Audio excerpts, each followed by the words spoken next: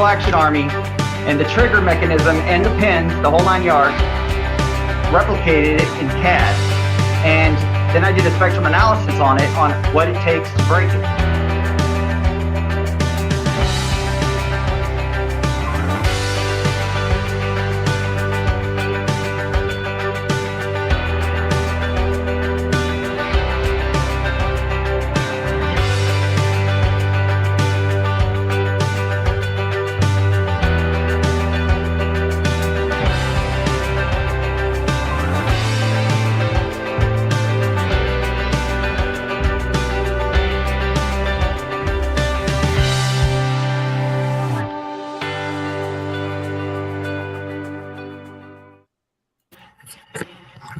Hello, everybody. We are back, and this is going to be one of our. We have one more live chat this year before we quit for the month of June, and this is a very special one, streaming out across 3 channels.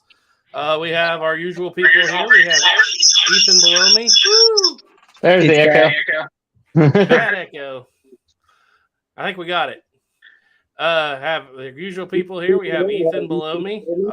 We have Snapper here to the right, and we have our special guest down here, Small Caliber Arms Review, and let me add him. There we go. We had to do a little switch around there. And we have Duke coming in later tonight. So, can everybody see and hear me?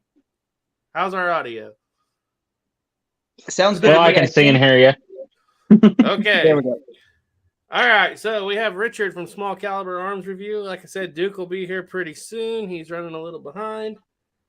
That's probably from him right now. Okay. Anyway, so I'm going to go through here, and then we're just basically tonight we're going to talk to Richard and just have a fun conversation. If you guys have questions in the chat, shout them out. I probably won't read everything that's in the chat tonight unless it's a question for somebody. But I'll be watching the chat here periodically. We have Louisiana Gray is in. CBJW is in. Gray Pilgrim said, hey. AR American is in. Stephen M. Mann said the Mountain Man is in the house. James Singer, Franklin Horst, Kodak Tackman, Hardy is in. Garage Guy 879. Yeah, it was a holy echo, Batman. Jay Wheeler's in, and I believe he will be on the show next week, guys. And I said Hardy. Skunk Works Rifle 2 is in. He said good evening. And Diane Houston is in, and that is everybody. All right. So, obviously, Richard here, Small Caliber Arms Review, one of the bigger channels. Could you just tell us, you focus on basically all arms, of course, but you seem to have a special love for Old West, antique firearms, things like that. Can you tell us where that started, how that kind of kicked off, and what got you into this business? It's all Santee's fault. I blame everything on him. No, actually, when I started doing just the gun channel, I have a friend of mine who's a retired school teacher, and I was talking to another friend of mine, and he said, hey, Alan does cowboy action shooting. So I called him up and I talked to him for an hour or so. And I thought, that'd be something that would be really neat to take a look at, the cowboy action shooting. So then there's so many requirements for that. I mean, you got to have 4 guns, a wardrobe, the whole 9 yards. And it just doing some searches online, I thought, okay, I need a holster. And I thought, well, that got me into the whole leatherworking thing. But actually, just starting the channel and looking at other avenues to explore got me into the cowboy thing. And then I discovered Santee's channel, Arizona Ghost Riders, and I subscribed to him right away. And I just kept watching his videos so I could put together an outfit. And it just, once I picked up my first cowboy gun and actually went out there and got to shoot it and stuff, it felt right. I like the feel of them. I like the looks of them because, they're works of art. They really are. They're not just a tool. They're not polymer. They're not, they've got class and style to them and everything. Just good looking guns. And it's hard not to like them. What's that? They got soul. That's what I like about old style guns. They just got soul to them. Even the reproductions. Even the reproductions. Yep. Yep, and I noticed that you kind of go above and beyond. Your clothing is usually very historically accurate, but a major focus of your channel, which is not something that a lot of channels we talk to don't do this, but you make just about everything, it looks like. And you were just telling me before the chat, you even built your own filming studio, and so the saloon over there. What inspired that? I love the setup you have there. You can shoot right out to your targets. Your studio is set up right there where you can film your talking portions. How did that all come about? I've got like 15 acres of land, and it's mostly hillside. And I started shooting long before I started doing the YouTube channel, and I wanted an area where I could do just pistol stuff, because I was shooting at my 100-yard range, and then I would just turn like 90 degrees and shoot shorter at the pistol stuff. And I thought, I need my own area that I can do the pistol stuff at. And with it being such a slope on the hillside, I thought, well, I'm going to build me a nice little flat platform there. And I thought, well, I might as well put a top over it, because, in case it's raining or really hot and sunny out or something like that, then I can go ahead and, be sheltered. And I thought, you know what, I'm just going to make it look like a saloon, because then it's, I like the old West guns and stuff. And I just kind of wanted to go with that theme of it. Yeah. It's And perfect it works. for YouTube. It works very well. We have to do our inside filming. We have an actual trading post that was built in 1872, and you can't tell. One of these days we're going to go do, but that's where we film most of our inside stuff. But our range is down the road about 3 miles, and so that would be super nice to just have your studio right there and shoot right out the door. Yeah.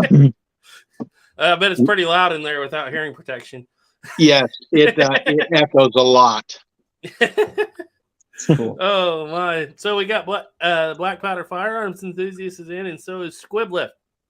All right, so this is something everybody usually asks: favorite Western. What's the Western? What's the inspiration Western? What's the one that you love the most, that you just that's your show? There's a lot of them I like, but I really like Quigley Down Under. Oh yeah, I love that 1874 Sharps. And I've got one, but it's not in 45-110. It's in 45-70, which is pretty convenient, because 45-70 is a whole lot easier to find and a whole lot cheaper than 45-110. And I'm not going to be taking any shots like he did. I'm kind of limited to about 200 yards where I live.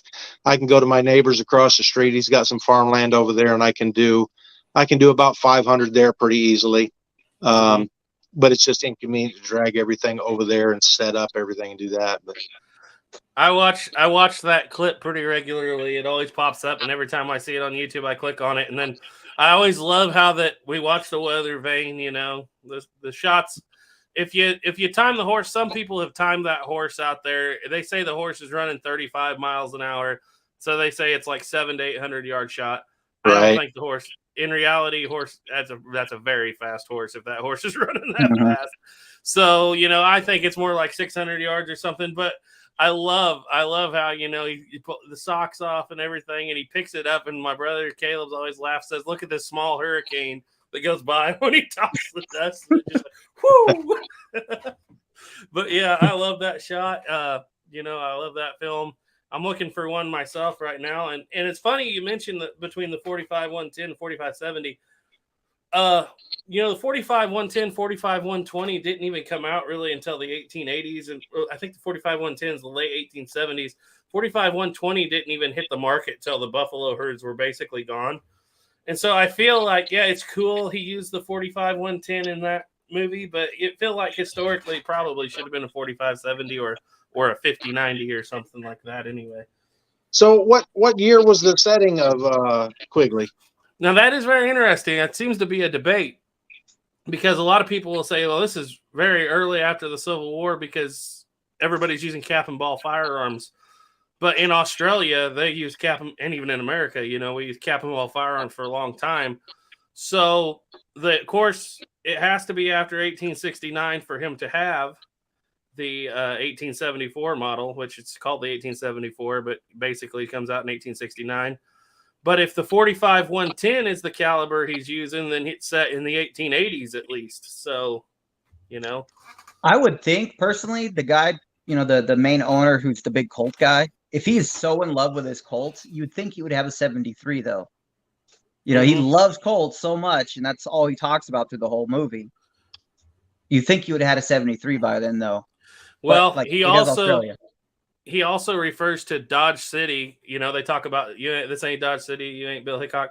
Dodge City isn't called Dodge City basically till 1873, and they're implying that it's been around for a while at that point. So yeah, I'm thinking 1880s.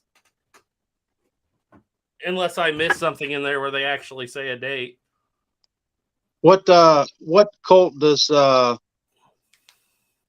was it? Alan Rickman. What is it? What is it? What year is he? 1860, I believe. Is it 1860 or 61 maybe? Yeah, the 60 Army.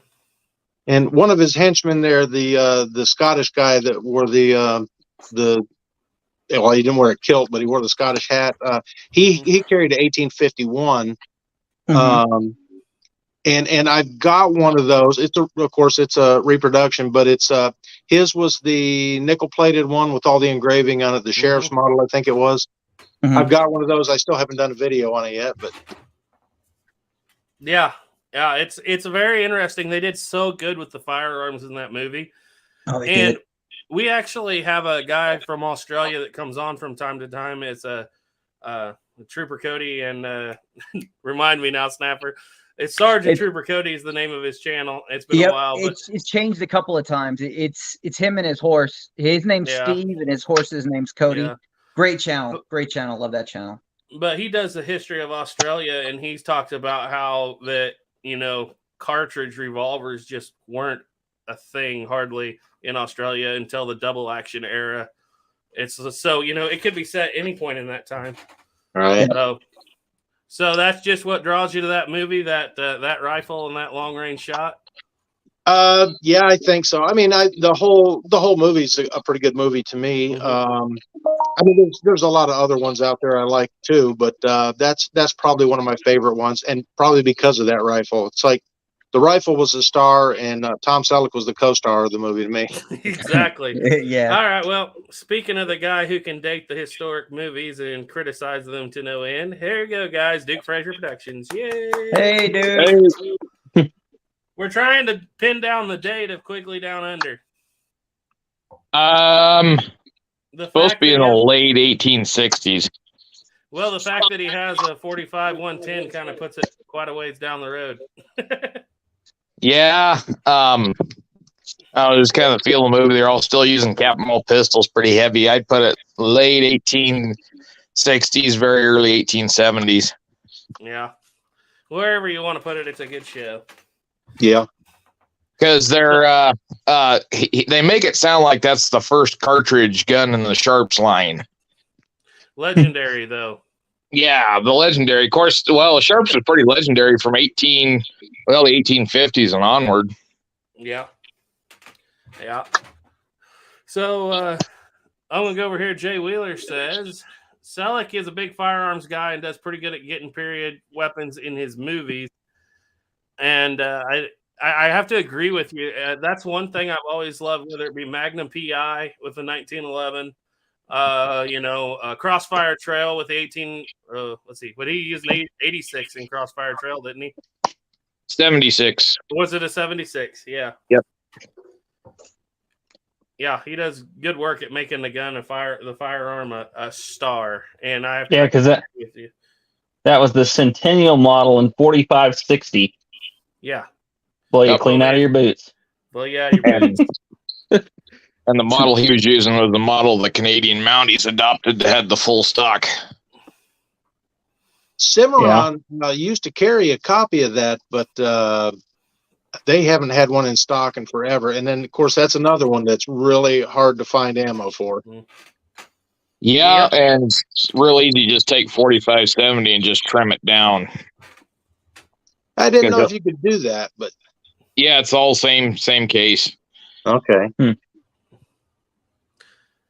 Yeah. Hardy has a point about Quigley Down Under. He said, don't think you can nail down the year because Rickman says the 1860 Army, recent invention of Colonel Colt. Yeah. Yeah. It might be a little bit out there, but it's very good at getting the variety of the firearms. It's not all just single action armies and 73 Winchesters. I don't know if there's even a 73 Winchester in the whole movie. No, it's all muzzle loaders. He's the only one that's got a cartridge gun. Which, like we said, for Australia, that's very period correct for a long time. Yep. Oh, Todd B's watching quickly right now. So anyway, back over to what since Duke's here. All right, let's talk about holsters, because Richard, that's something he does over there. He makes holsters. What's your favorite style, favorite era? Do you have a particular favorite holster that you've made, or what's that all about? Not really a favorite. I do like the Buscadero rigs, even if they're not, historically accurate. I'm not a big fan of cross draw, but I see the benefit if you're riding a horse. There's a huge benefit in that. Mm-hmm. I've made a bunch of them. A couple of them I made from actual patterns. I got a couple patterns from Will Gormley. For the Hand of God rig, the Flames of Hell, and they're all hanging up there behind me somewhere. And some of them I've just done my own patterns on. But I don't make any of them to sell. I just make them mostly for props for my videos, and it's just something I really do enjoy doing. It's a lot of fun, but I think if I was to do it, to sell, I think it would take the fun away from it. To me, anyways. Duke, does selling them take the fun away from it? Well, it can. Oh, but I love that you guys are doing the historical draw. Obviously, you do the Hand of God. And Richard, you also, and I've wanted to ask you about this, you also made Russell Crowe's vest, did you not? Because I remember Santee saying somebody made that vest, and I believe it had to have been you. Yes, and that was I like that movie too. That's another one of my favorites. And when I seen that vest on there, I got to doing some searching, and I found an auction site that auctioned off his outfit that he wore in the movie. And it shows a swatch, like a sheet of paper with the swatches on it. And it gave you a really good view of that material. So I started looking everywhere, doing all these searches to find that material. And I found a company in California that had some. So I went to place an order for it. And the minimum order was 1 yard, and that was all they had in stock. And I called them up and I said, "Hey, can you get any more of this?" And they said, "No, that's it. There will be no more." That's a bummer. Yeah, I know, because I would probably have gotten, I don't know, maybe a whole bolt of it or something. But it was pretty pricey. But 1 yard was just enough to do 2 vests. So I did the one and I sent it to Santee, and then I let mine sit for almost 2 years before I finished it up finally. But and just knowing where it came from and seeing that it is the exact same material, I almost think that it could have been from the same bolt of fabric that Russell Crowe's vest came from. Especially since we lost Garrett. Yeah, we lost Garrett. It's okay. Especially since we can't find any more of that material. It kind of makes sense in a weird way. Yeah. Well, I was just going to say it's not the exact same, but a couple years ago, I was doing the same project hat that you were, and this one's seen a lot of miles since then. But this is from the 310 to Yuma, kind of. Basically, what is his name? You did his hat too. It's just a flat brim with a white. Charlie Prince. Yeah, Charlie Prince hat. Now, this is not identical, but I was like, when I was doing it, which this is just an old Stetson that I'd had for a long time that, I steamed down and then put a band on, but it was like, it's basically the same, and that's the one I've been wearing for years now. I think you did that 2 or 3 years ago. Maybe about a year ago. This is the same hat here. Yeah. I took the hat band off of it. Yeah. But all my hats that I've got, I mean, when you price the companies, you look at these companies that make these reproduction hats, the movie hats and stuff. Some of those things I've seen for, $700-800, and I'm like, holy cow, I can't afford that. So what I end up doing is I end up going to like Tractor Supply or Boot Barn or something like that. And it's hard for me to find a hat that fits me because I wear like a 7 7/8. And I would get them and steam them. It's tough. I'll get them and steam them and reshape them. You know, flatten the brims out, curl them, whatever I got to do to try to make whatever hat it is I'm trying to make. But yeah, and you do really good work. A lot of people, I got a string of hats that I use, and people are always like, "Man, those are expensive." I'm like, "You see this hat I'm wearing right now? A lot of people seem to like this one." This is a Sears and Roebuck J.C. Higgins from the 1930s. I got it for $2 at Goodwill. There you go. And it's carried me a long way. It's pretty high quality.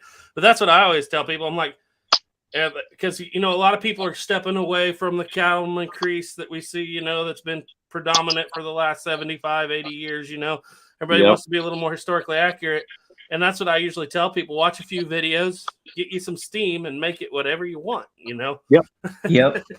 That was one thing I learned from Santee was I thought the same thing. I was like, man, these hats are expensive.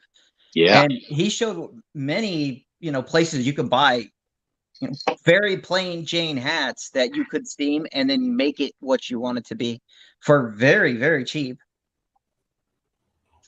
Some of these, when you go to like the farm stores or Boot Barn or something like that, you can get them for $50-$60 somewhere around there, which is still more than I want to pay for them. But the other option is a few hundred.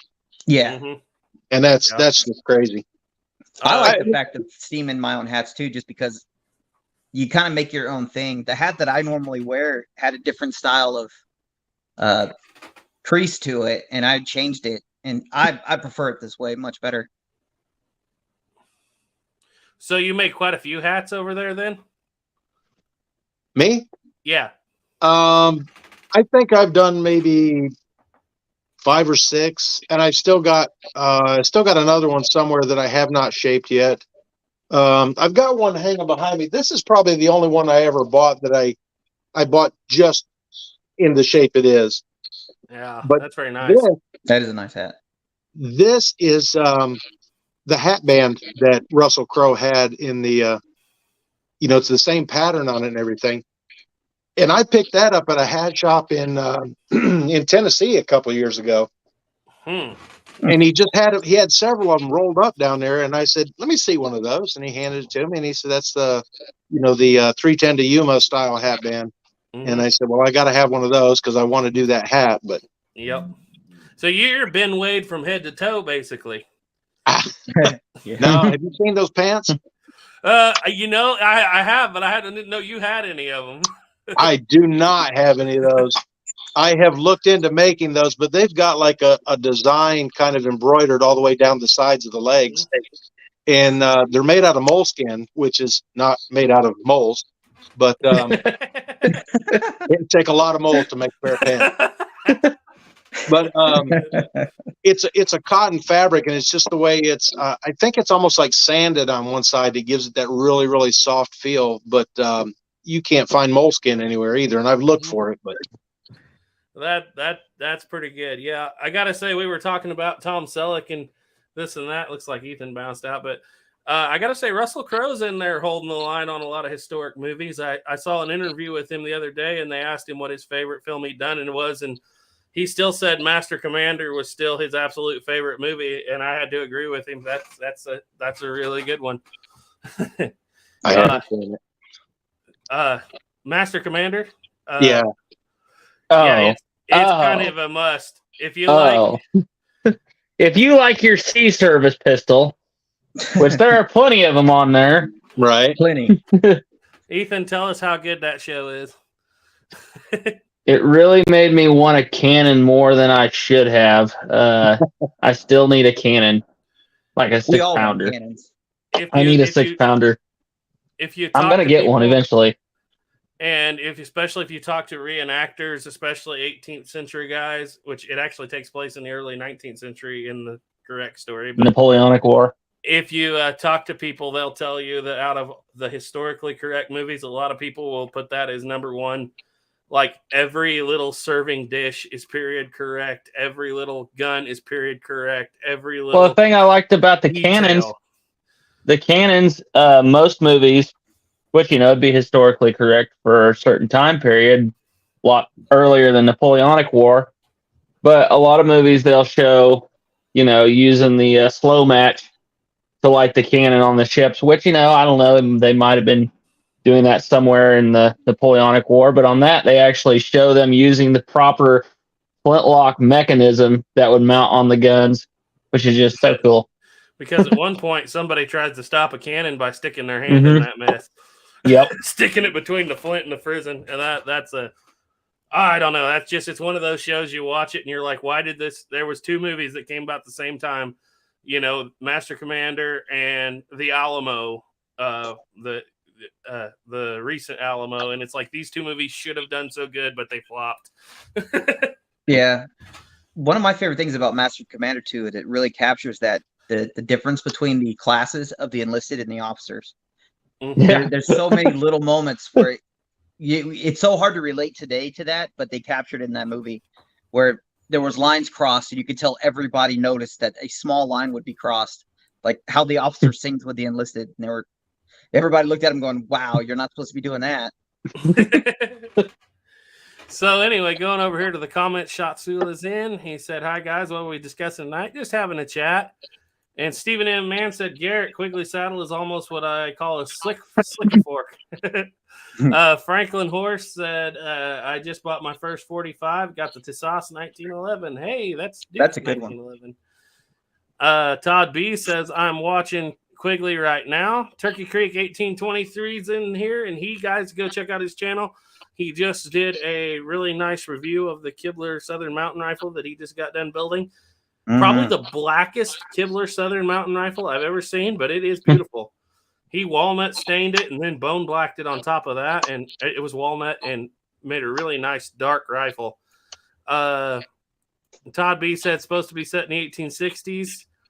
Squibload wanted to know if the soldiers in Quigley Down Under were using what mark were the Martini Henrys the soldiers were using. I don't remember.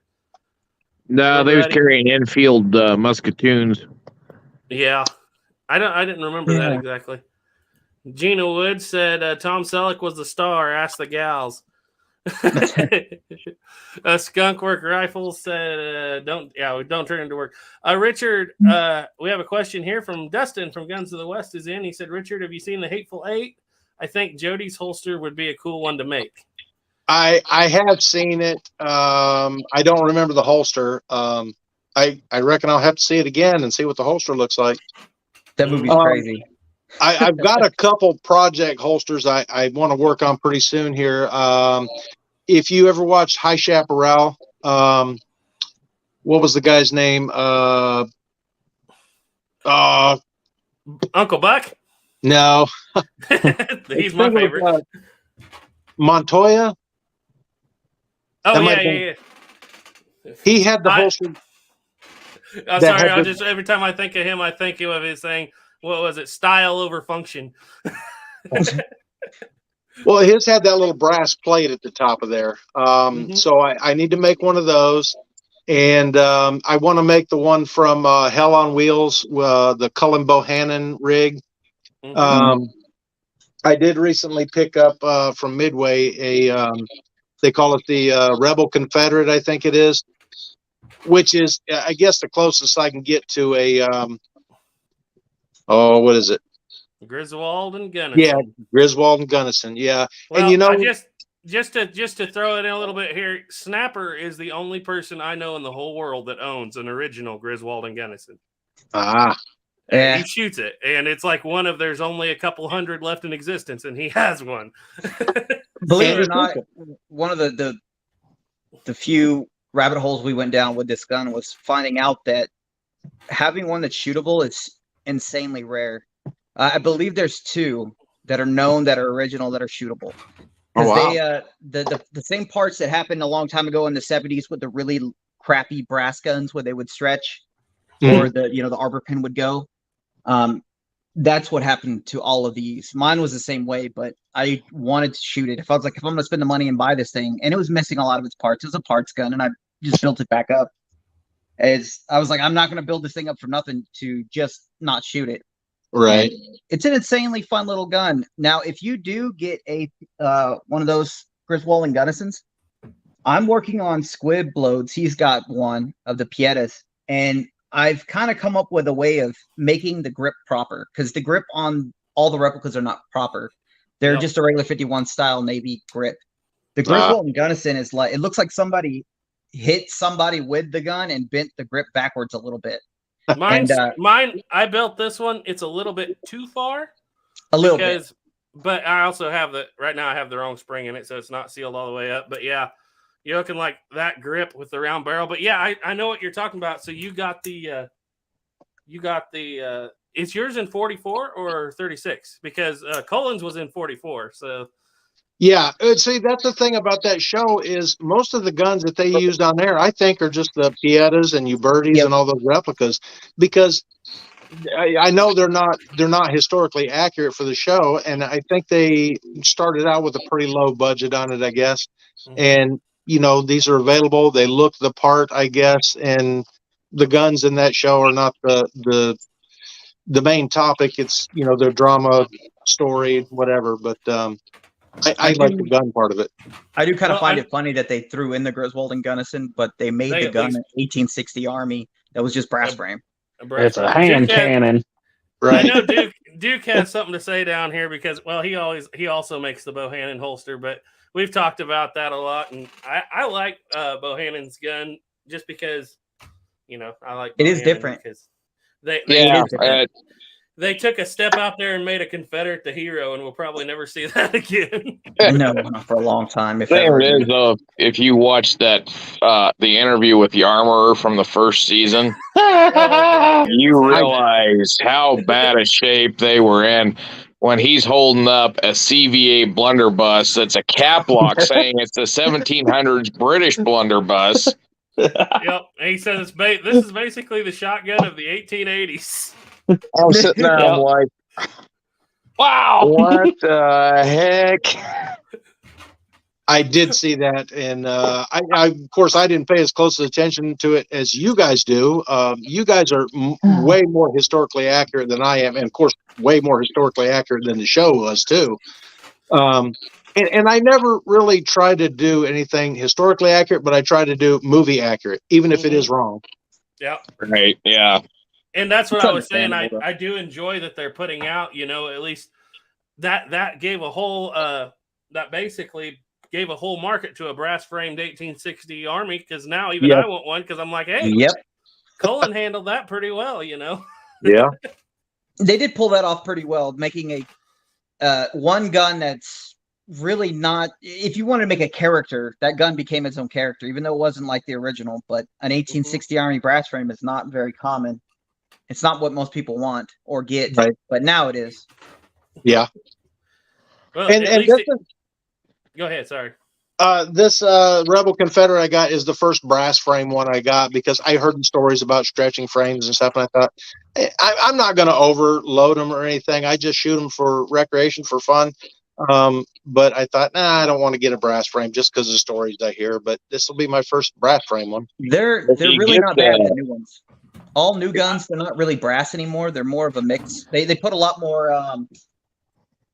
crap. I can't think of the metal they stuck in it. More, I think it has more copper alloy. Yeah, and what it is it becomes more brittle instead of the old brass is soft. If you make it really, really, really brittle, it becomes really hard, but it's brittle. Right. And they made it hard enough that they're not really going to stretch anymore. Yeah. It's not a problem. Well, they might, if you have a 44 and you're loading like a big conical and heavy load, but this was my first 51 Navy that I bought forever ago. It was a brass frame, just standard 51 Navy. And, back when caps were available, I put 3,000 rounds through this one summer. Just took it to work with me every day and just shot. I was loading about 20 grains of powder in a round ball. And after that 3,000 rounds, I converted it to the Griswold and Gunnison and continued to shoot it. And I don't know how many rounds it has now, because I used to keep track because I'd buy the round balls. I didn't cast them, so like 100 per box. Well, I got 30 boxes shot up one summer, so I knew how many I had. Right. In reality, it has not stretched one little bit. It could be because it's 36. I don't know, but it's a testament to one that just didn't give me any issues. The thing of it is the brass frames are not actually stretching. They look like they stretch because you get a gap between the forcing cone and the cylinder.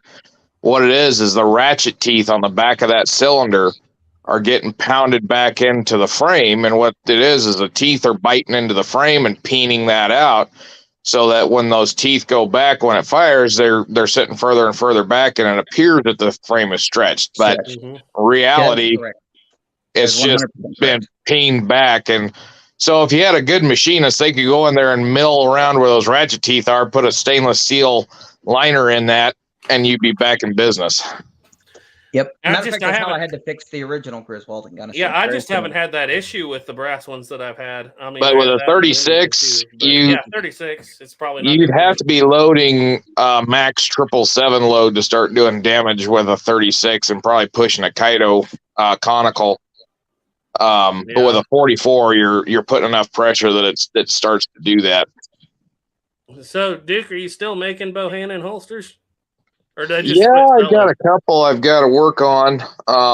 But ever since that show went off Netflix, my orders for them have dried up. Yeah. That's too bad. Let's see. I'm going to go over here. Victor Schultz is in. And let's see. We answered Dustin's question. Arizona Ghost Riders is in. Hi, Santee. He said, hey, Desperados. And let's see. Garage Guy, I think, had a... Whoops, sorry, guys. I jumped around over here.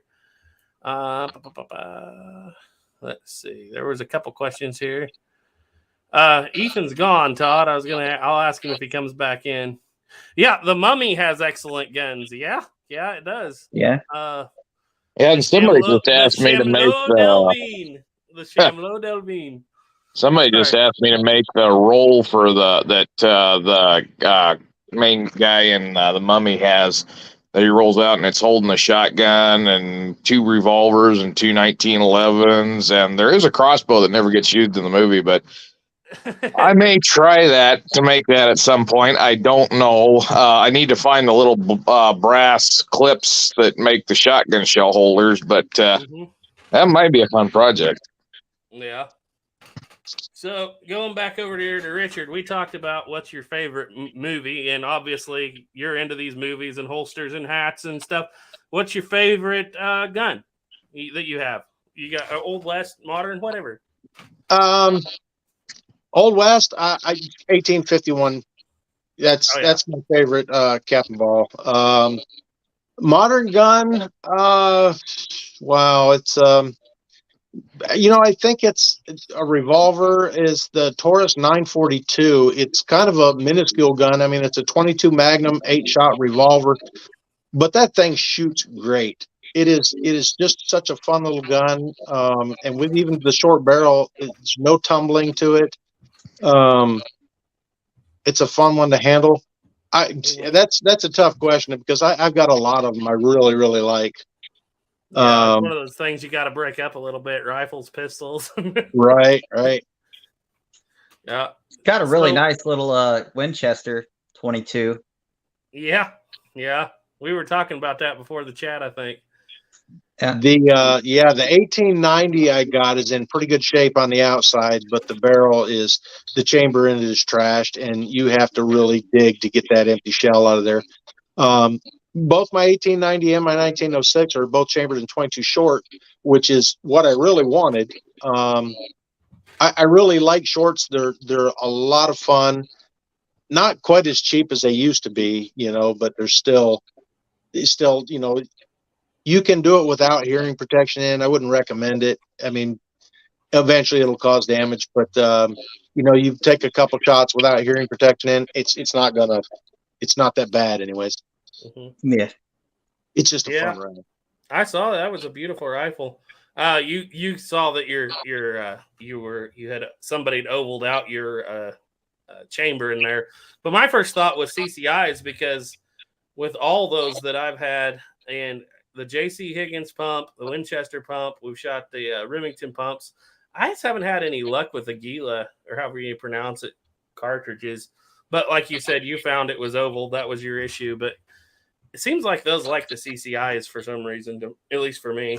Now the 1906 I got handles them great. Really? I mean, just about as fast as you can rack it. It'll eject them. Yeah, mine probably all had rough chambers. But that's the thing about those guns, especially those 22 shorts, those rifles, whether they were used in a carnival or gave to a kid, they just shot the living daylights out of them, until there's nothing left on the inside. Right. They're not good at guns. That's just a testament to how good they were. And I think with the black powder cartridges that were available, in the early 1900s, late 1800s and stuff, I think that was a big problem too, because I don't think anybody cleaned them. Nope. No. Just shoot it. Yep. That's kind of a subject all its own. How often did people really clean their guns back in the 19th century? A lot of people don't realize, especially for natives and stuff, guns, if they lasted 5 years, they were happy. They were like a tool, Mhm. So, unless I think you it had a depends on high-end what Colt. kind of gun. Because That's it would true. depend on who's using it. Somebody's doing it professionally, carrying a gun, I would figure it'd be very well kept. But say a 22 pump action little rifle that your 12-year-old son has, probably not Right. going to be the best kept gun ever. And he's probably going to shoot a crap ton of ammo through it. Yep. It goes back to what Gray Pilgrim just released a video an hour ago on his 16 gauge side by side. Oh, that's a That good had video. a terrible bore, and he was cleaning it, and he pulled a piece of paper out of the bore that had the name of the man who'd owned it as a kid, what year he was born. Everything with all the information he needed was on that bore, and all he could take away from it, I was laughing so hard, was, well, this kid born in 1874 did not clean his gun properly. I thought that was hilarious. That always brought me to an idea about, I wish I could find a really good way to keep information with a gun. It's just, you end up with paperwork and know information, but if something happens to you and that gun gets sold, that information is now lost.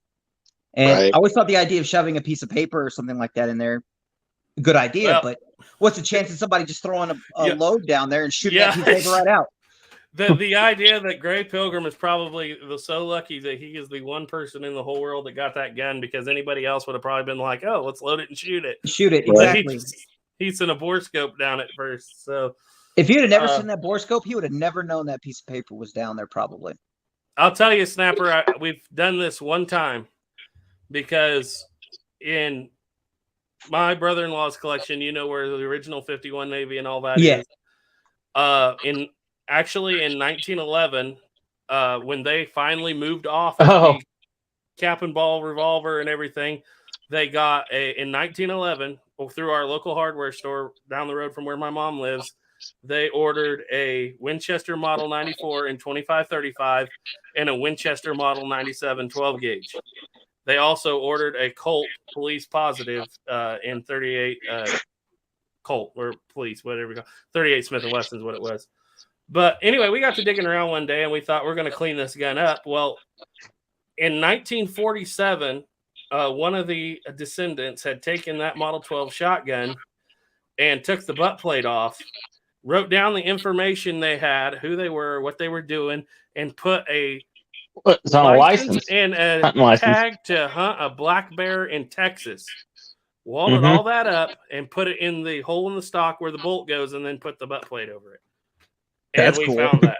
So we were like, I would just love to find some kind of make a place on guns, like say for instance, it's a shotgun or like a Winchester or something. That back plug where you keep your cleaning kit, so everybody knows where to look. Kind of make some kind of a standard system for each gun as a spot to, hey, put the information of the gun here, so everybody can find it. But yeah, you'll probably never get that far along though. yeah. I had a question here for Ethan. Todd B wanted to know, Ethan, what have you been studying here lately?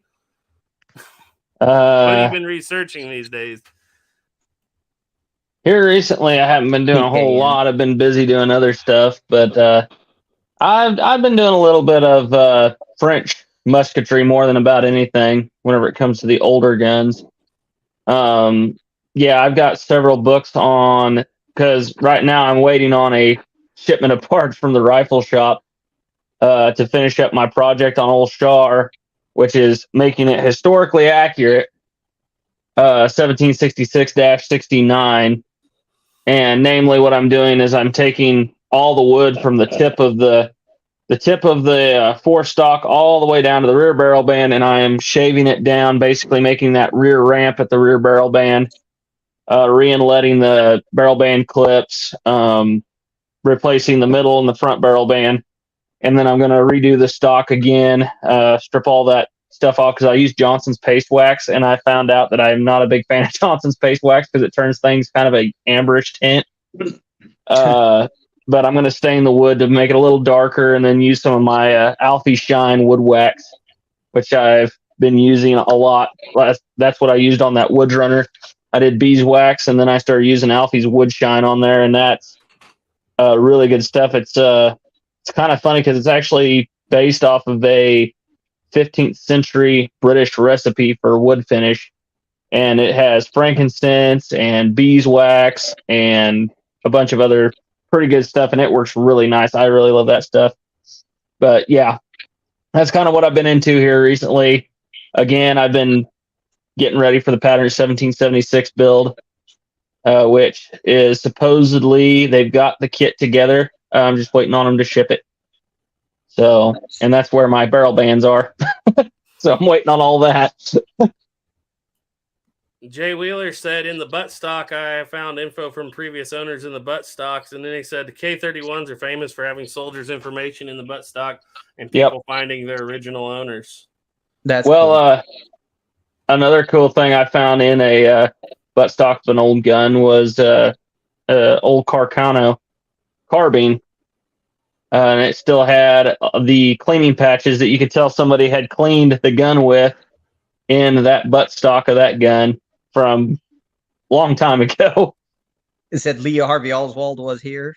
No, different Carcano. This one would not have been not that any of them are good precision rifles, but this one was like, I can't remember. It's the 1891 carbine, I think.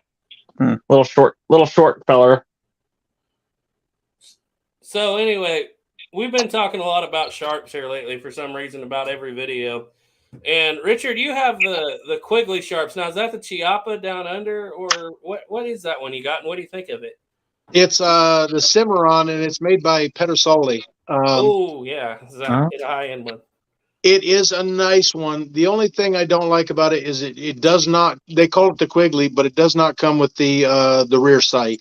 You actually have to purchase that separately. And it's not inexpensive either. But other than that, it's great. It's heavy.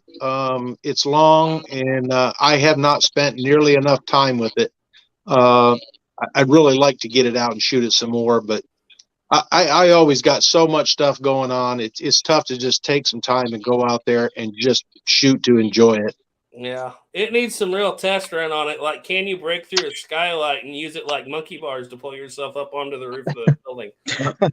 The only skylight I got's in my Jeep, so I don't want to try busting through that. Skylight window. See if it'll.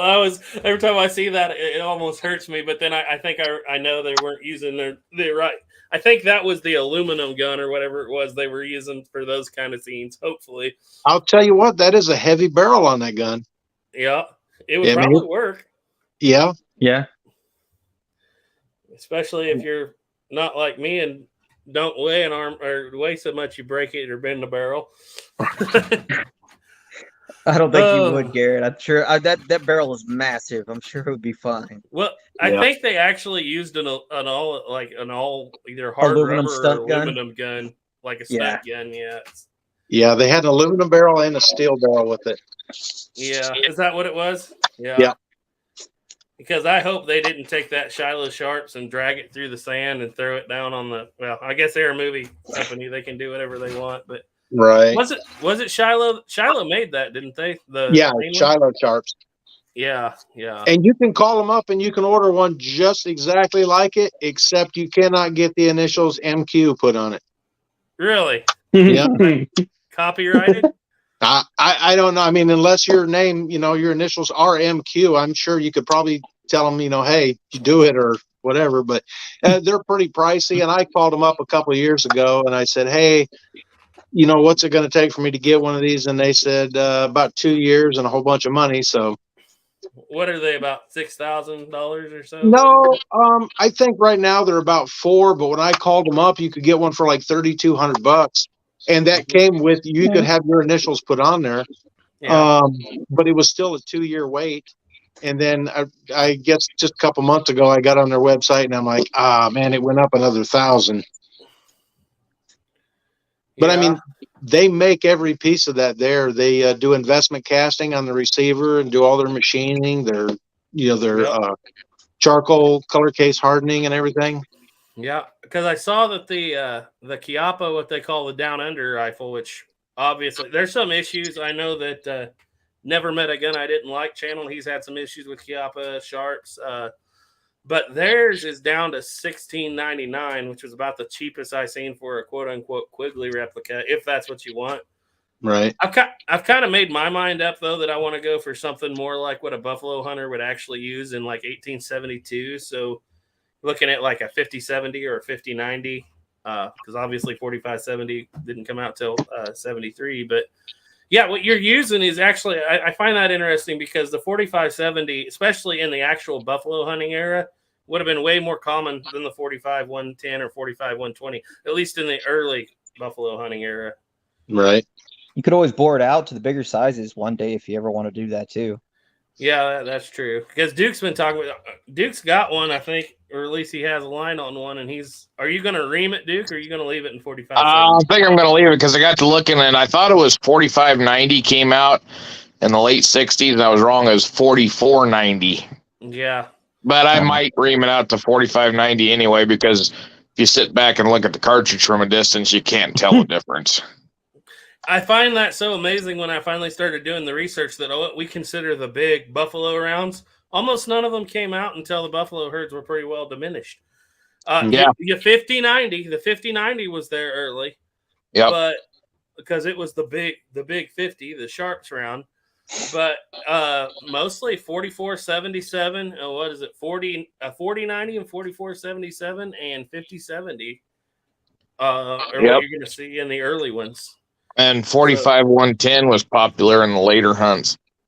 Yeah, that's what I was saying earlier. But it really, I think 45-110 doesn't come out until 1877. Well, that'd be for the northern herds because they were hunted in the 80s. Mm-hmm. But the thing is, for most of us, when I think of buffalo hunting anyway, I think of Dodge City, across the Cimarron, south of Beverly Walls too, that era. And that's going to be, you'll find some 45-70s in there, but not. Well, we've looked at that list that I've got in that book on Adobe Walls, and 50-70s way up there, 44-77's way up there, and 44-90 is too. And there were some 45-70s there, I believe. There's 3, but the thing of it is like, did those come in afterwards? Because the 45-70 had only been around for a year. Yeah, well, 1874 was when they actually started producing the cartridges. So, yeah, I mean, in massive numbers. So, but yeah. Well, anyway, that's on another subject. But I was just wondering what you thought of that Petter Sully and if it's worth the money. I think so. It's really, really nice finish on it.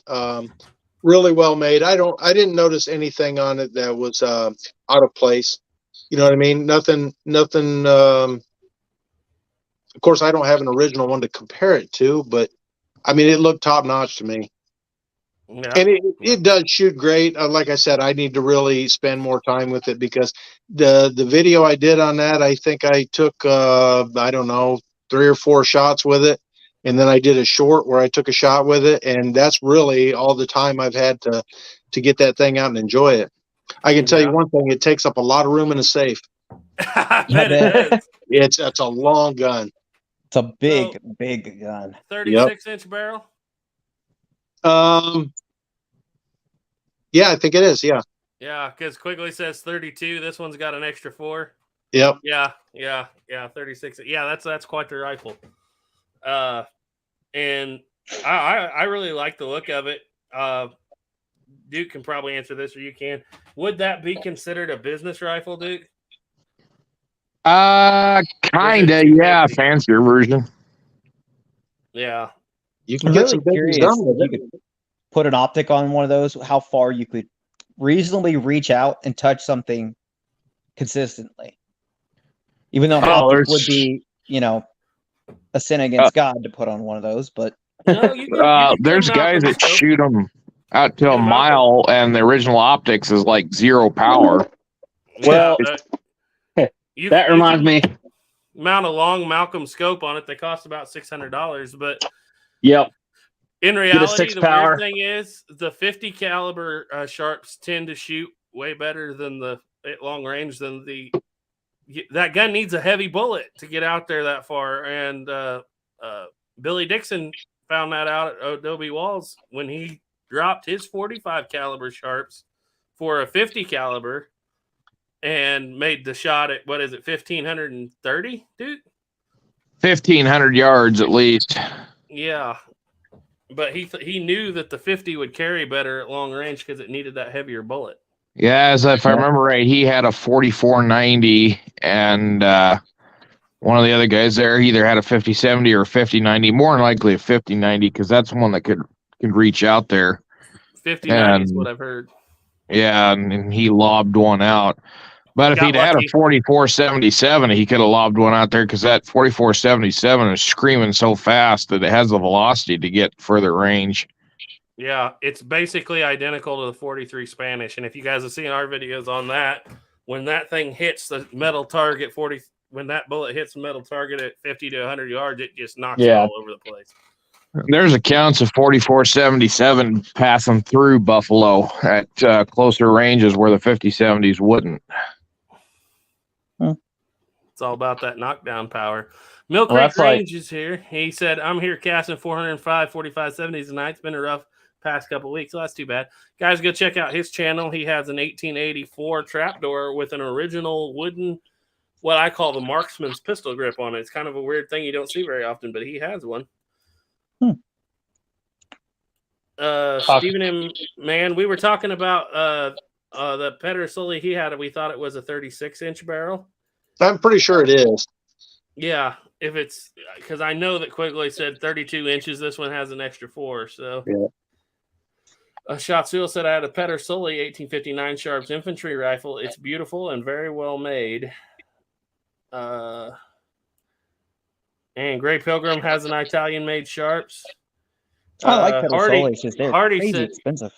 Yeah, Hardy said Frank Mayer had a 20 power scope on his to shoot buffalo. Huh.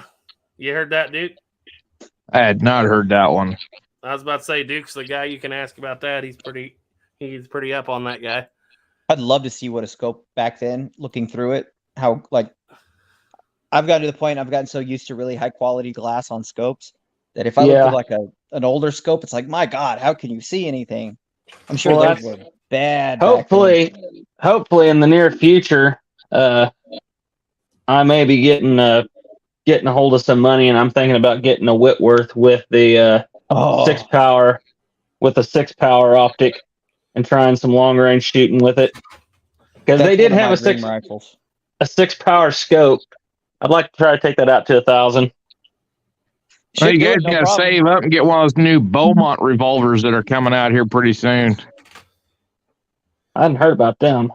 Me neither. Yeah, there's I think it's a Spanish company is making copies of the Beaumont Adams, and they're going to do the first batch is 44s, the next batch is 50s. Oh boy! Oh boy! You talking about the Adams? This is going to break so many Walker fans' hearts. Oh, I got to hear more about this, there, Duke. I haven't heard about this. I knew of these. These were supposedly bigger than the Walker, right? Yeah, they're 50 cal.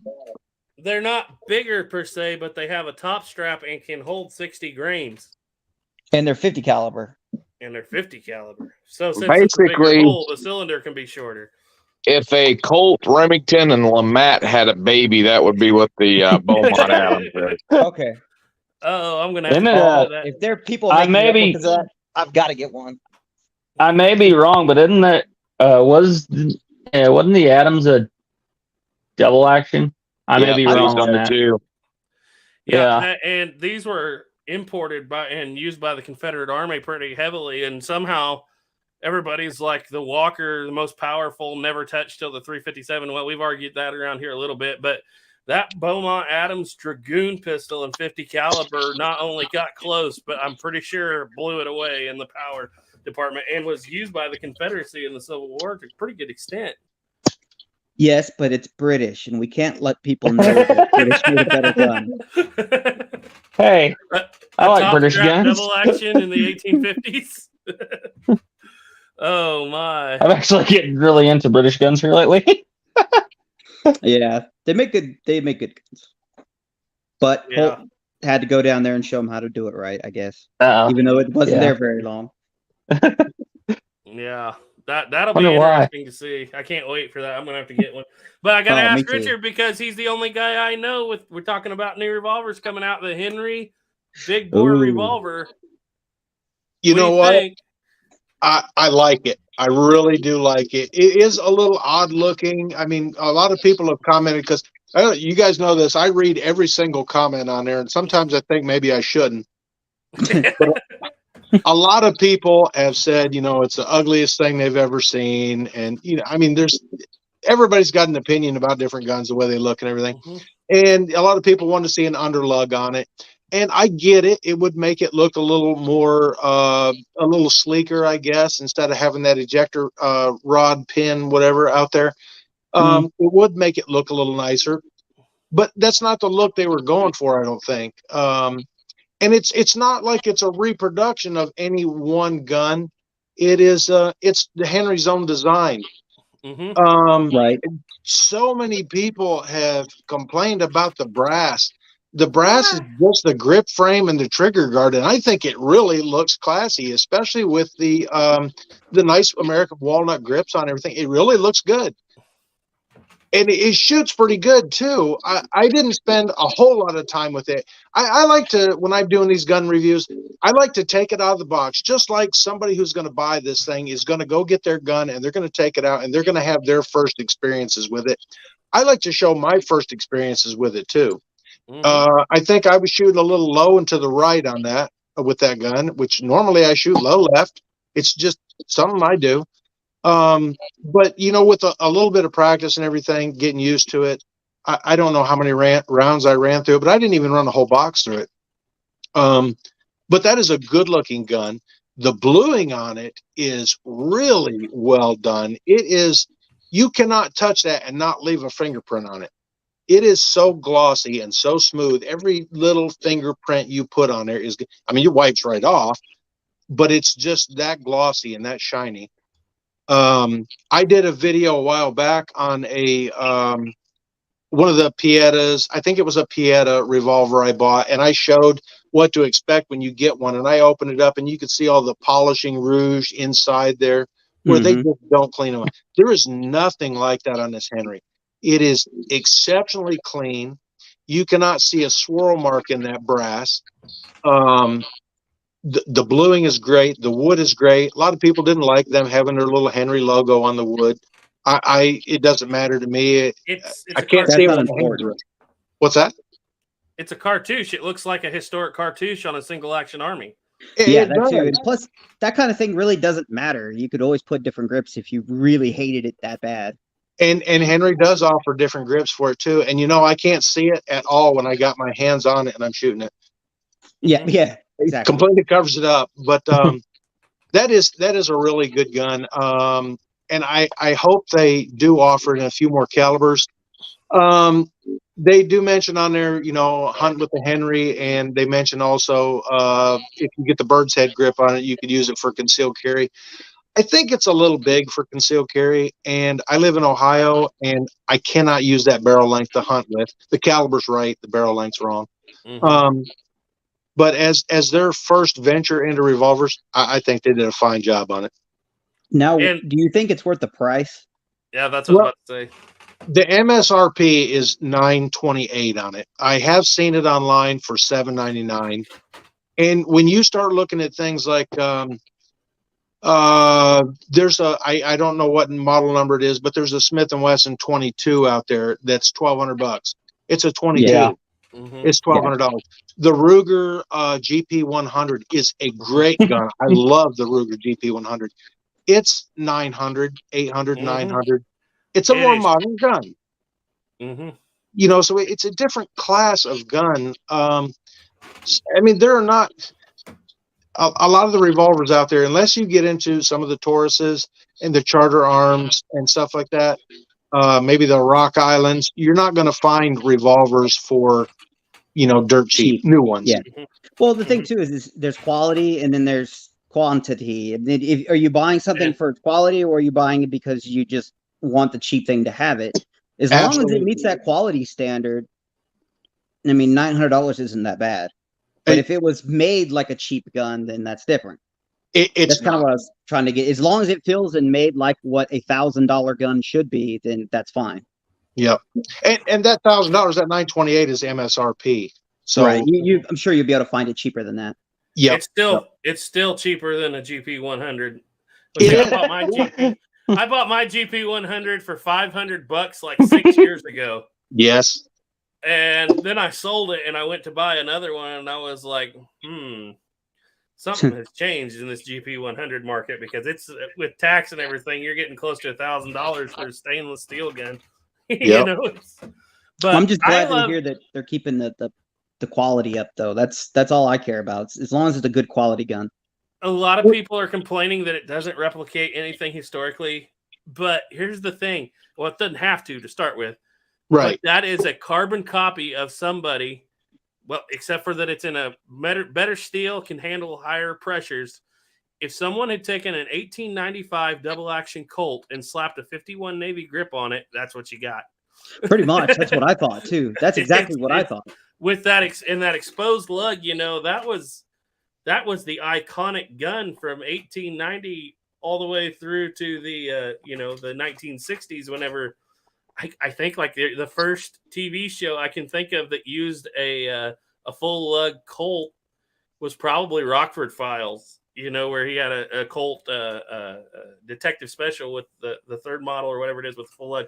Before that, I don't mind that because that is such a classy look. I think, you know, it makes you think Humphrey Bogart or, Jimmy Cagney. It's like open extractor, whatever you call it. That's the way I like it.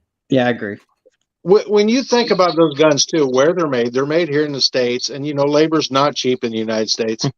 And when you look at the quality of it, they don't rush these things out. They are very well finished.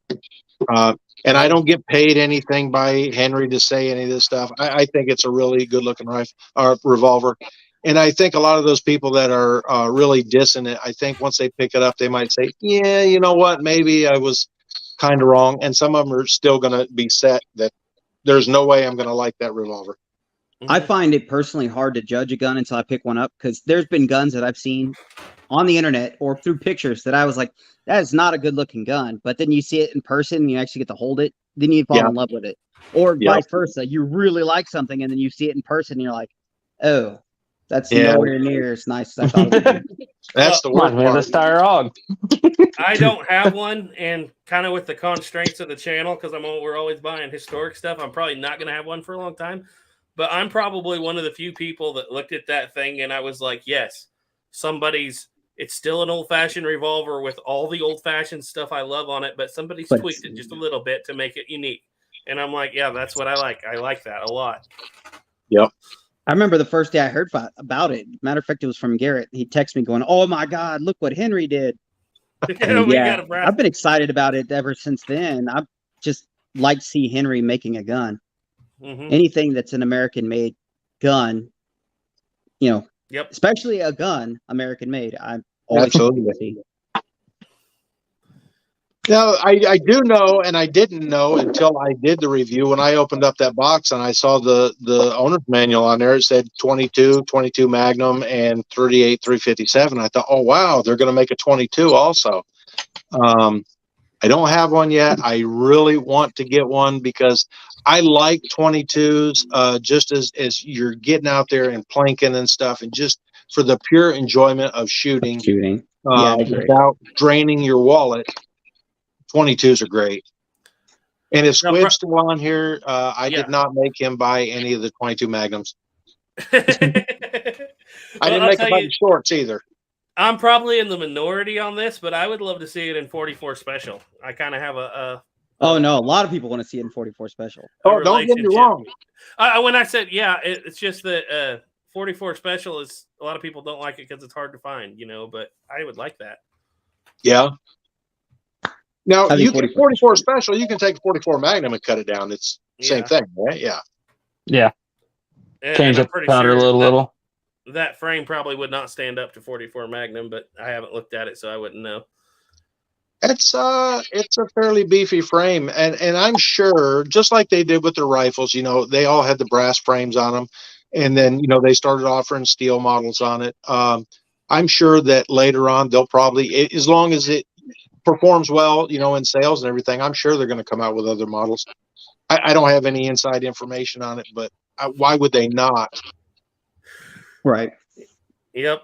I think you wrote this a little wrong, but Steve Young wrote, "Greetings, I'm a black guy. Anything smokeless is simple as not fun." I think you meant to say black powder guy. Squivlode said he used a Jedi mind trick on me. And Louisiana Gray is waiting for Snapper to start his Colt replica factory. You laugh, Me too. but we've talked about some things that would be. We have some plans. There's some cool plans. A 49 pocket and a 51 Navy revolving carbine, and we've talked about it a lot. We just got to do it. Yep. Matter of fact, we've come carbine. across ways to do this very simply too. The Heritage Rough Rider. That frame is the same size as a 49 pocket, so the stock off of their rifle will bolt directly up to a replica 49 pocket with a little modifications. And then we just make a nice long big barrel. We've talked about several ways to do it. We're going to patent it as the snap bang gun. The snap bang gun. Snap bang. I even want to do one with a Walker just because it would be really cool to have a Walker carbine. Somebody's done it already. A couple of people have. On Gary Barnes that does a lot of black powder gun, the conversions for Kirsten and such. I think he made one. Yeah. Mm-hmm. I really want to see the 49 pocket model one because I think a little 32 caliber revolving squirrel rifle would be awesome. Amazing. That would be fun. Especially if you make some kind of a cartridge conversion to 22 LR. That's like you could swap in and out so you could shoot 22 or cap and ball 32. And then you're right back to the Heritage Rancher. Yeah. In a way, but it looks cooler than the Heritage Rancher. It'll be cap and ball still. Cooler. It'll be The only thing I can see on the downside of that is that lock's going to be right in front of your face and them caps go off. Yeah. Well, it's that way with all of them. Richard, don't you have a 58 revolving carbine? I do. Yeah. Dustin Weiniger has one too. I didn't have any problem. I always wear eye protection when I'm shooting too, because I have been peppered in the face by some ruptured 22 shells. Yeah, I imagine, some of those fragments from the caps can come flying off of there. But that's pretty much why they were never. 51 Navy revolving carbine. I like that. Yep. Yeah, it's perfectly possible and easily done. Right. We've kind of drawn up what we would do, and we've even basically to do it. We were talking about, because he has the lathe and everything, making it. We've discussed all kinds of things, as leaving the octagon and then going with a barrel liner, or just making a full octagon barrel. So or the barrel liner sticking out the end wouldn't be as heavy, but completely nickel plated. If I did a 51 Navy, I'm going to have a walnut stock, really well done. And I think I would honestly, I wouldn't make it a carbine even. I would attempt to make it a light duty, like 25-inch, 26-inch barrel, a little longer, something that could really reach out there and be a little more unique. Longer rifle, yeah. How do you think that would perform with black powder? You think about it, honestly, they performed pretty well in history with the Colt revolving rifles. Right. And, of course, those were a little different design because they were top strapped. And the longer your barrel gets, the more down pressure you're going to have on your pin for an open top, right. But I think with black powder, like my Southern Mountain rifle, I shoot a 30 grain load with a 36 caliber round ball. all day shoot at 50 yards, in a inch hole. And so I don't know if it would do any different or not, but it'd be interesting to see. We probably have to play with barrel lengths because I don't know how having a cylinder gap is going to change your velocity. Because I know you can get to a point where you can pick up some velocity, but then you start losing it. But I'm sure we can do it nice, light in front, and make it work. We can even swap the barrel for the sight radius mostly, but you got to remember the hull leaked gas pretty bad. The hull rifle. Yeah, it did, and it was still pretty good. And the the revolving rifles of the 1850s, they handled pretty well for that. Hey guys, you're gonna have to give me just a second, and I will return. Okay. Okay. Sounds good. Boys, it's just us again. Oh dear Lord. iPod Walker asked 11bangbang, has anyone looked into using electric battery as ignition source instead of caps? I know they use electric on modern rifles. I don't know if they've ever. I've heard of it. I've seen people do it before. You have to have a certain frequency of electricity. Some higher, lower frequencies, you need more amperage instead of just high voltage to skip, because high voltage won't set off alone black powder. You have to have quite a bit of amperage as well. I've heard of it. People talk about it, but I've never done it personally. Sorry, Stephen M. Mann wants somebody to send him a link for the Beaumont. I don't think they've made it yet. They're still just talking about it. I hope they do. Boy, do I hope they do. A Gray Pilgrim would like to see a cartridge conversion for the Lamont. Aren't you working on that, Snapper? I am working on something like that. We don't know how well it's going to work yet. And it's not going to be a simple like gate loaded. It's probably going to have to be a like how the Remington style conversion where you stick the bullet in and then have to put the back cap on. Mm-hmm. But we'll see. They had a cartridge conversion Lamont, wasn't it? A ginormous thing. They did make it in its butt ugly. It wasn't ugly. It was made from the ground up. We lost Duke. I ain't the only one we lost. But anyway, Task Force Tyler says petition for Snapper to get his own action figure. We've been talking about that too. Need 3D print it. Trust me, we've been talking about that for a long time. The Snapper with the safety robe. Black hat. Yep, black hat. Additional mask. Well, you can't take the mask off because that wouldn't be Snapper. Safety robe, ballistol in one hand, and single action army in the other. Single action army in the other. Completely barefoot all the time. Oh my goodness. Well, guys, we're getting down there. We're going to run till about an hour and a half tonight. We are at an hour and 18 minutes. So you guys got any more questions, throw them out there. For Richard especially. But so Richard, any big plans? What's coming up next on your channel? I just kind of wing it. It's hard for me to plan some things. I've got a few, but like I said, there's a couple holster projects I want to do, but I don't have time this weekend to do them. I had some little farming projects to get done this weekend, and I've got a couple other, non-channel related projects to do. I think I might do a cap and ball one this weekend. I'm not real sure yet. Might be a little late getting out, but actually, I've been doing my videos a little bit ahead, so this week's video is already posted. It was the Taurus TX22 Compact. So next week's video will probably be a cap and ball revolver. Your 51 Navy Colt. You know what? I've been wanting you to shoot that thing since you got it.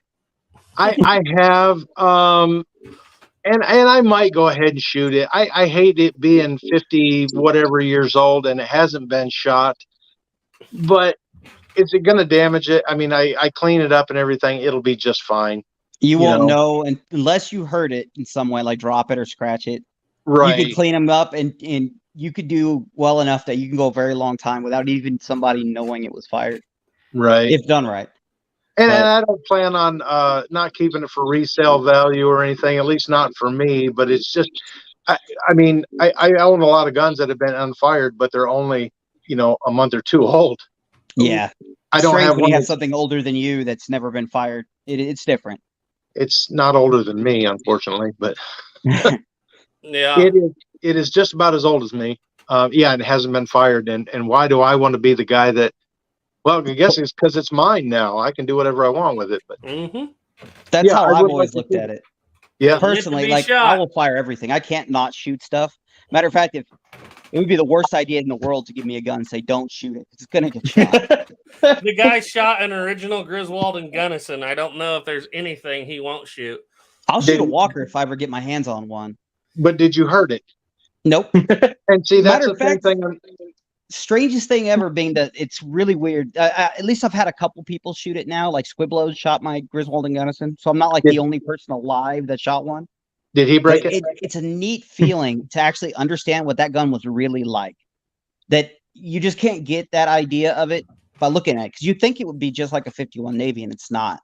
Right. It doesn't act like a 51 Navy at all. Matter of fact, it acts like an 1860 Army. I really need to get a chronograph because there's some strange, like Southern black magic going on in that gun that propels the bullet way faster and hits way harder than any 36 I know of. Cornbread and gator tail, huh? Turned it into a hand cannon. Yep. Well, I take that back. I don't know. Snapper's about broke famous historical guns he didn't even shoot. I'm looking at Caldwell Colt's revolver. Well, I dropped it. he dropped Samuel Colt, or he knocked over Samuel Colt's son's revolver. Yep. To be fair, it was in a case, and I was just looking at it, and it decided to fall when I was the only person around it. Task Force told me you knocked it over. And then stomped on it. Squib to this day will still say I did it on purpose to see if they'll sell me it after drug it through the ground. But anyway, it's like that conversation I think me and you were having the other day, Snapper, talking about shooting old guns. Like, you ever notice sometimes old guns are kind of like old cars? If you don't get them up and run them every now and then, you never do the maintenance on them. The maintenance never gets done on them, and then they kind of just rot away slowly. Yep. But some of these guns, people, I mean, obviously not running thousands and thousands of rounds through them, but, take them out every now and then, run a few rounds through them, and then clean them up real good when you're done. That's kind of I don't think that's necessarily a bad thing. I know this sounds strange, but you could almost feel like a gun is happy when it hasn't been shot in a long time and you shoot it. Yeah. There's this feeling you get. You almost get this weird, like I said, these guns, they feel like they have souls to them. It's so strange because if you treat them like crap, they'll treat you like crap. Like they'll make it so hard to do anything. But if you put a little love into it, it's like the gun will go from gritty and not doing very well to, holy cow, it's really smooth, and holy cow, I can almost hit everything I'm aiming at, or the rounds will land in the perfect spot when it won't do it before. It's almost like they appreciate the fact of being taken out and used instead of sitting on a some shelf forever. Yeah. Wait for somebody to come by and knock you over. Yep. Now you got me feeling bad for my guns. I'm gonna have to go take them out in the saloon. Give them a little practice. Well, I mean, it's true. I mean, I haven't shot my Southern Mountain Rifle in about 4 months. The other day, and I got it down, and I saw, well, when one little spot, a little surface rust building up in that rifling. There's only one way to take care of that. Let's go shoot it. That's like old. I'm feeling bad about my Charleville. It's like old. I was gonna say it's like old Bolivar says in Lonesome Dove. It is like a wife. Every night you better stroke it. Yeah. All right, Ball. Don't be whacking that bell. You can whack Here it is something that lunchtime I've if you learned want. About. I've gotten a lot of questions from people, and this is something we've talked about, Richard, was the rifling in these older guns. Like, some of them are really rough. And I used to, right off the bat, just say, hey, I'll replace the rifling. And I don't do that now because there have been guns that I've had that I thought the rifling was no good. Like, it was just pitted so bad it was unusable. And after putting 50 rounds through it, the rifling looks great. Like, it's still not perfect. It laps itself in. And what I say is, as long as you don't have any, like, especially if it's a cartridge gun, ejection problems, and as long as you could shoot it and it shoots at least close to point of aim, just keep shooting it for a while, and I guarantee it'll get better. Now, if you're throwing like rounds randomly and you're tumbling, then replace the rifling. But if it's not tumbling and they're spinning it, just try shooting it long enough to see if it'll fix itself. Well, when I bought that 1890 and that 1906, I went ahead and ordered 2 of the rifled liners, the 22 short liners to go in there. And because I thought I'm going to go ahead and replace them. But after chatting with you and taking that 1906 out, it ejects just fine. It feeds just fine. And I am amazed that it is even able to hit the target with as rough as that bore looks. Yeah, they still work even though if they're rough. And my biggest regrets has been in like lining a couple guns that now I know that I shouldn't have lined them, and I actually feel really bad about doing so. Well, right now I've got one liner that's going to go in the 1890. The other one, I'll save it in case I come across another one that has the same issue. Yeah. Because there's no reason for me to replace the lining in that 1906. It shoots great. It ejects fine. It operates like it's supposed to. And it's pretty darn accurate for what it is, Yeah, I've been amazed. There's guns with some really bad rifling that's still incredibly accurate. Yeah. That's like we got one of those, and I won't ever do it again, but we got one of those K98s from, I won't mention the name of the company, but it was from Ethiopia. And the reason why we got it was because A, the price was decent, and B, it still had all the markings on it. And we got that thing in, and of course, the company, who I won't mention any names, was putting these pictures of these beautiful rifles up there. And come to find out, they were taking the pictures from C and Arsenal, from Matthias C and Arsenal, and putting those up there. And then you see the actual pictures, and these weapons are stored in a goat barn for 50 years with goats walking all over them. And we get this pretty good at that. I know you're not going to mention any names, but I will. Yeah, I was about to say, Real Tiger Import's pretty important name there. Yeah, and needless to say, I won't be dealing with them anymore. But we get this rifle in, and it is just, the bolt is rusted shut on it. Like, you can't get the bolt open. And so it's hand selected. Yeah, it was a hand select model too. It only took a year to get there, even though it was in stock whenever I ordered it. But anyhow, that's beside the point. You had to fight the goat back for that one. Oh yeah, we hit her up with some PB blaster and got her cleaned up a little bit. The bore was just terrible. It looked like a sewer pipe. There was still rifling in there, but it was terribly pitted.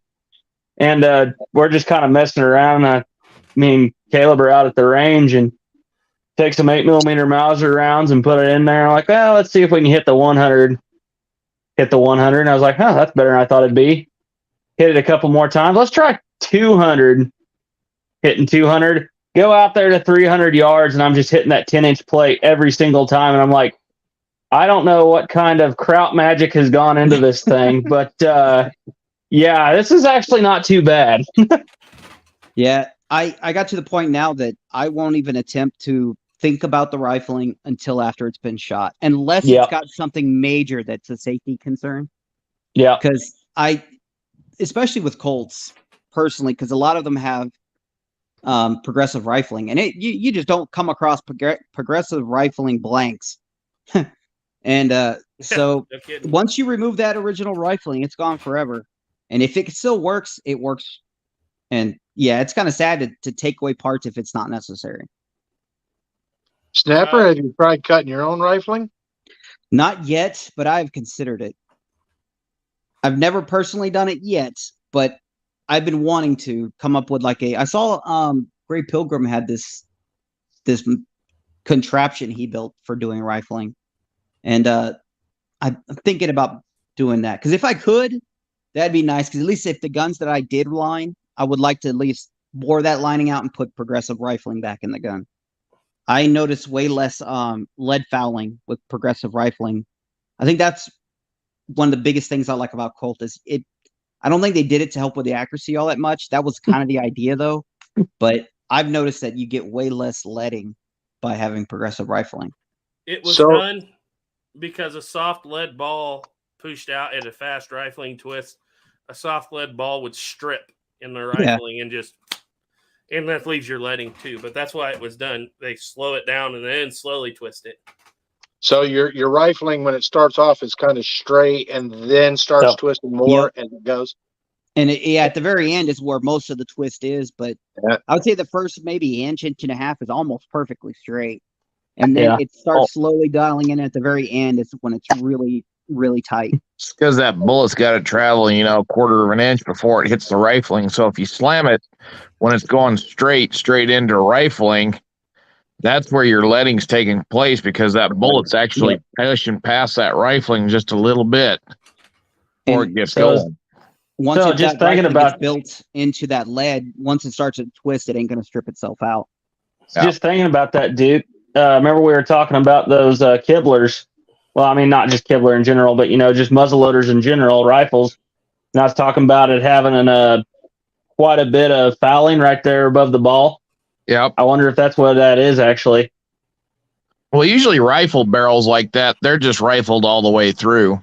Yeah. But I know there were some muzzleloaders back in the day that had progressive rifling or gain rifling or whatever you call it. Yeah. Right. Target rifles did. But what you're dealing with, Ethan, when you were getting that powder buildup, that's because you were using silk. And when you No, it wasn't just the silk. It was on a few other ones too. The silk was halfway down the barrel. I was having bad issues. You got thick enough pillow ticking, it'll take care of a lot of that. You want a good seal down there. But James Singer asks, has anybody got an opinion on the Kerr bullet? It's a bullet. I've never played with them yet. I've heard they're good. Richard, did we lose you? And then back? Hey, we got two Richards. Yeah, we're even now. We'll see which one comes to life first. One of them disappeared. So, a few more questions here. Yep, Skunk Works Rifles too said he had a black powder in the late 70s watching the show. Sure, making me want to shoot another one. Yeah. They are that way. I love them to death. Turkey Creek said guns are meant to be shot. Yes, they are. I feel bad pushing Richard so hard. I was like, you should shoot that thing. It's like, yeah, but it's never been shot. But so that means you got to shoot it. All right. Let's see. We're getting a little echo here. And Gray Pilgrim said he had 1907 Savage with awful rifling, but it shoots to point of aim. Yeah. I was just going to say, if you shoot an original Colt, we were talking about that rifling, and when you shoot an original, you'll shoot for some reason, you birdies have never shot good for me. You had to shoot better. But when you shoot an original and the bullets go where you think they will, it's kind of a revelation. Weird. You're like, I'm not as bad a shot as I thought I was. Yeah, I know, right? You know what? That was a big thing for me, too. When I was shooting replicas before I went to the originals, I was like, man, it's really hard back then. They couldn't hit anything. But, yeah, once you get into originals, they're dead accurate. Yeah. And we don't end up with cap jams hardly ever. Hardy wants to know, does anybody have an experience buying from the Paul Cash guns? Not yet. Only flints, personally. I've only bought the flints that came from that. I've never bought a gun yet. I wish I would have bought when they first got those back when the Martini Henrys were next to nothing. Yep. All right. I really need a Martini Henry in my life. Me too. Yeah. Especially now that we got the trapdoors. I'm kind of I'm kind of a French musket guy and a British rifle guy, I guess. There you go. You know what? It's shaping up to be. Do an actual trapdoor versus a Martini Henry. That would be really cool. That's we've talked about that. What is your favorite of your originals? My favorite of my originals, Jay Wheeler, is my single action army. If you went to cap and ball right now, my favorite is that Pocket Navy. The next one behind it would be the Dragoon. The Dragoon has always been my favorite, but since I got that Pocket Navy, it is so good. I mean, it is just phenomenally good. That it's because, and it's not expensive to shoot like the Dragoon. It doesn't take much powder. It's a really fun plinking gun. What would yours be, Garrett? Favorite of my originals. That's a tough one nowadays. Because because I used to be all Colt, and obviously there's a lot of good originals from other brands too. They people really cared and put a lot of effort and time and quality into the guns back then. Yeah. I'm starting to say well, it's two different things, obviously. If it's going to be an original handgun that I've had experience with, probably the original 60 Army that we have. It's kind of a toss-up because I don't own your original pocket. You like that pocket, release, didn't you? The pocket Navy? Pocket Navy, but I really like that. As far as rifles go, that's very tough right now. I got to say that my favorite is a toss-up between the 66 and the 69 Cadet rifle and 5070. Yeah, but it makes that Cadet rifle was sweet. Yeah, they shoot really well. Ethan, you got any favorite originals? Well, it depends. If we're talking about the ones I own personally, my number 3 Russian is pretty far up there. But if we're talking about just the channel in general, namely Caleb, I'll speak for Caleb. I really like the original Revolutionary War Committee of Safety musket. That one is a lot of fun to shoot. Yeah. But probably the number one, aside, I don't know, it'd be kind of a tie between the two, and Snapper knows where I'm about to go with this. Is serial number 38. Yeah, matter of fact, that was my first thought. I was like, he's going to mention that gun, I'm sure. Yeah. I love the history of the serial number 38 Smith & Wesson number 3 revolver. And just all the history that goes with that, knowing who actually handled the thing. And then also going back to the Revolutionary War musket, I love that for the history of just, just kind of what all that musket went through. So yeah, those two are my top two. That cylinder you sent me, is that the one from the serial number 38? No, that is from the cavalry marked number 3 American. Okay. Yeah, so that's the 44 Richard, American. Are you there, Richard? I've been plagued with technical difficulties, so I've got audio now, but no video. Yeah, people are wanting to know if you have original guns. You have any of them? I know you got the Winchesters and stuff, but what's your favorite? Let's see, original guns. Well, you have the original Winchester 22s. You were just talking about anything like that, Right. Yeah, those are probably some of the oldest originals I got. I do have a Stevens visible loader, and I don't know if you know anything about that. It was probably, I want to say mine was made in the 20s or 30s, somewhere around there. It's been so long ago since I did it, but that is a really unique gun. It's weird gun, and a lot of people call them the miserable loader.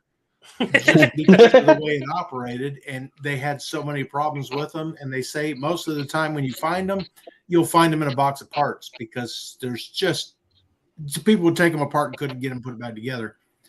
But that's a really neat gun. But right now, I think even though I like the 1890 a little better than I do the 1906, the 1906 works. Yeah. So I can't say I like it better than the 1890 if the 1890 doesn't function properly, but currently I like it better than that.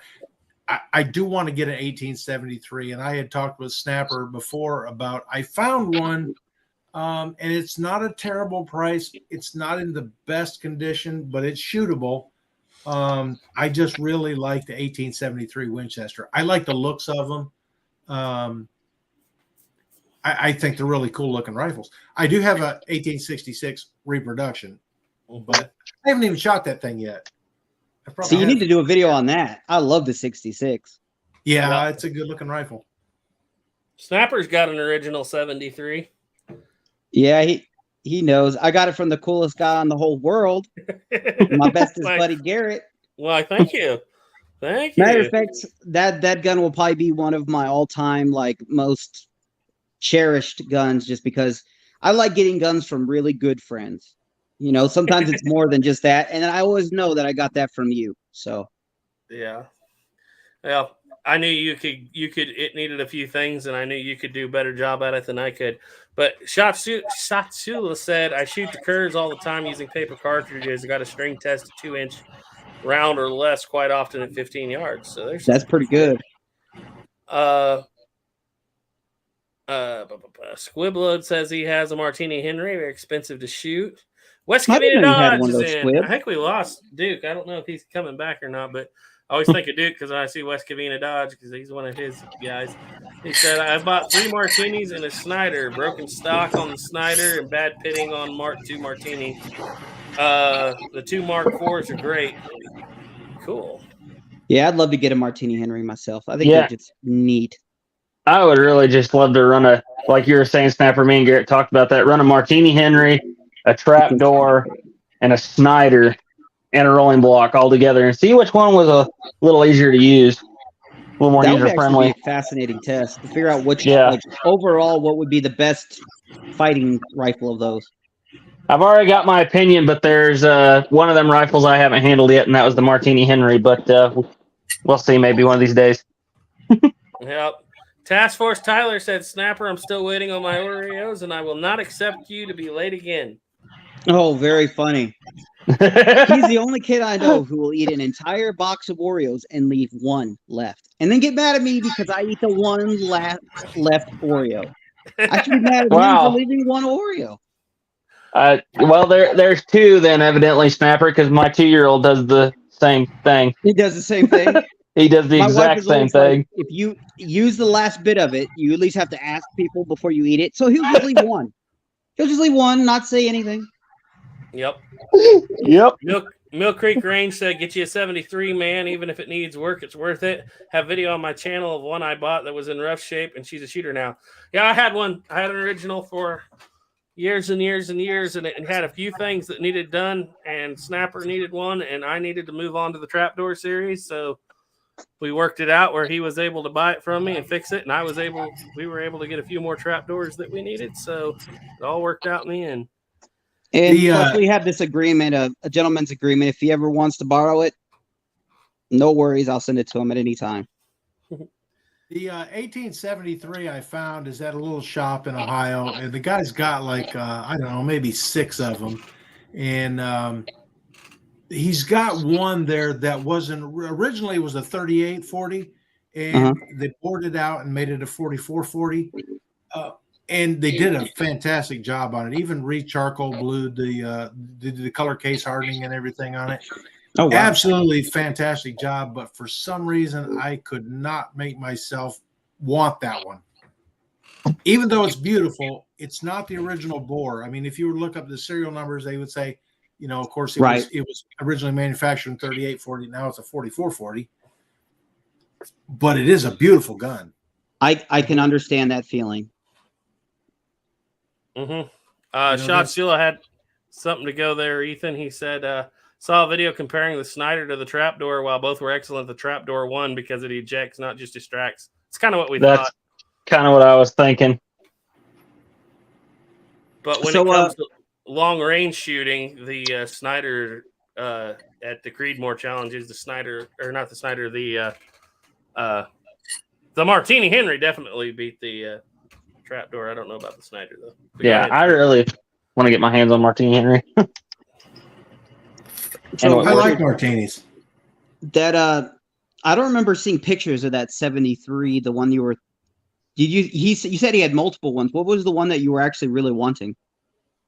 It was just a regular old 1873. It was a 44-40. I didn't take any pictures of it or anything, but it was like I said, not in the best condition, but it was not bad. It's not bad at all. He wanted right at $2,000 for it, I think. That's a really good price. And like I said, it's not the prettiest, but it's not the worst. He has worse ones there too. Saddle ring carbine or just a standard rifle? Just a standard rifle. Okay. He does have a saddle ring carbine there, and I like those, but I think I just wanted the regular rifle. Yeah. Yeah. Remember, a good, honest gun is always the best thing too. Like, I mean, it might not have the best finish, but it's the original finish. It might not have, perfect, everything, but it's original. Right. Well, guys, I think if everybody's about done, we're going to back on out of here. I think we lost Duke. I don't know if he's coming back or not. But anybody got any last things to say? Snapper, we already asked Richard what he was coming out with. You got a video coming out, Snapper? The same ones as the other day when we were having it. I just haven't been able to upload it and fully, set it up to go out. Basically, to the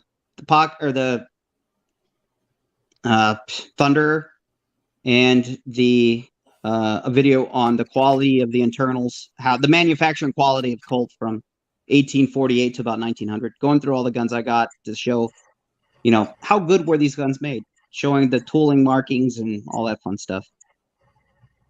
Yeah. Could you imagine what they would have made guns like if they would have had the materials and the machinery of today back then? Yeah, I agree. You know what's amazing is how well they did with what they have. Like, absolutely. My first model Dragoon, being made in 1848, has its tolerances are so close that guns today barely meet these same tolerances. They worked magic. They had a lot of guys with hands-on it. Yep. Some of the people who invented the machines that became later on invented the machines that these guns were made on. And yeah, I've seen so many high-end quality guns today that still don't even come, even close to the quality of Colt in the 1840s and 50s. Yep. They did drop a little bit during the Civil War, but that's obvious, being that they're making a crap ton of guns quickly. But yeah. What's always amazed me is, since I've been doing this YouTube channel and getting the Old West stuff, of course, there's Old West accessories I need too, and pocket watches. Pocket watches have been it's something I'm almost obsessed with. Not quite obsessed, but when you look at the work that went into a pocket watch, when you look at the size of the pieces of the parts, the screws, the balance staffs and everything, and know that we were capable of making that kind of stuff in the 1800s. It is just amazing. Yep. When this is over with, I'll send you a picture of, I have a pocket watch that my great-great-grandfather bought. I think it was my third great-grandfather bought brand new, and it was from 1907, and it's a Waltham. And it was I forgot the exact number of it, but it was made for the railroad. And it looks normal on the outside, but when you open it, it's beautifully engraved and everything on the inside. I've never seen any other pocket watch like it. Yeah, a lot of them, though, even just your average everyday Joe Schmo pocket watch was still really nicely made. Yeah. I wish we'd go back to those standards today. Yeah.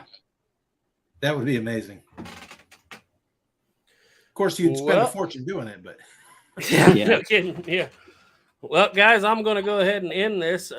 Stay tuned tomorrow on 11 Bang Bang at 7:30. We will be releasing a second follow-up video on using black powder in the Behrman Arms Derringer, not the Bond Arms, the Behrman Derringer, the junk one. And spoilers, Garrett. Well, it works, but it's not my favorite. It's not a Bond Arms. But anyway, trust in God, guys. Keep your powder dry. Thank you, Richard, for coming on, by the way. Thank you for having me. Yeah. And it's been a really good chat, and we will see you all later. Bye. Bye. Bye.